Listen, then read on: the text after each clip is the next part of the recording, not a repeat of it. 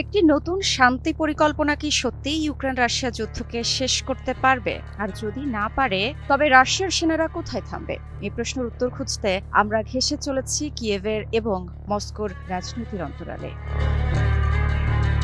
21 November রাশিয়ার president Vladimir Putin জানান, মার্কিন প্রস্তাবিত শান্তি পরিকল্পনার সংঘাত সমাধানের একটি ভিত্তি হিসেবে ব্যবহার করা যেতে পারে, কিন্তু যদি কিয়েভ তা গ্রহণ না করে তাহলে রুশ বাহিনী আর থামবে না।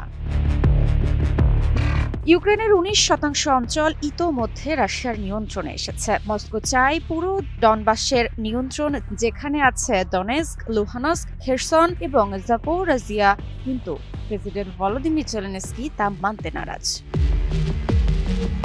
এদিকে মার্কিন প্রেসিডেন্ট ডোনাল্ড ট্রাম্প 27 নভেম্বর পর্যন্ত সময় দিয়েছেন কিয়েভকে এই শান্তি পরিকল্পনা মেনে নেওয়ার জন্য। পরিকল্পনা অনুযায়ী ন্যাটো ভূখণ্ড এবং রাশিয়া নিয়ন্ত্রিত অঞ্চলগুলোর স্বীকৃতি মূল শর্ত। তবে পুতিন জানিয়েছেন, বিস্তারিত আলোচনা এখনো হয়নি, শুধু একটি অনুলিপি মস্কো পেয়েছে। কিয়েভ কি এই পরিকল্পনা মানতে রাজি হবে, নাকি রাশিয়ার সেনারা পূর্বের মতোই ধীরে ধীরে কিন্তু অব্যাহতভাবে ইউক্রেনের বিভিন্ন শহরে অগ্রসর হবে? ইউক্রেন যদি এই পরিকল্পনা প্রত্যাখ্যান করে, তবে কুপিয়ানস্কের মতো ঘটনা অন্য গুরুত্বপূর্ণ ফ্রন্টগুলোতেও ঘটতে পারে বলে সতর্ক করেছেন পুতিন। মস্কো দাবি করছে, ইউক্রেন বা ইউরোপীয় শক্তিরা এখনো বুঝতে পারেনি শান্তি ছাড়া রুশ সেনারা থামবে না। একদিকে মার্কিন শান্তি প্রস্তাব, অন্যদিকে রাশিয়ার অগ্রগতি আর ইউক্রেনের মর্যাদা রক্ষা করার লড়াই।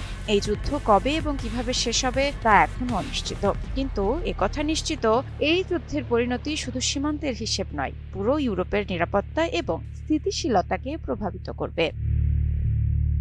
মৃত্তিকা সিনহা বিশ্বাস, নিউজ 24।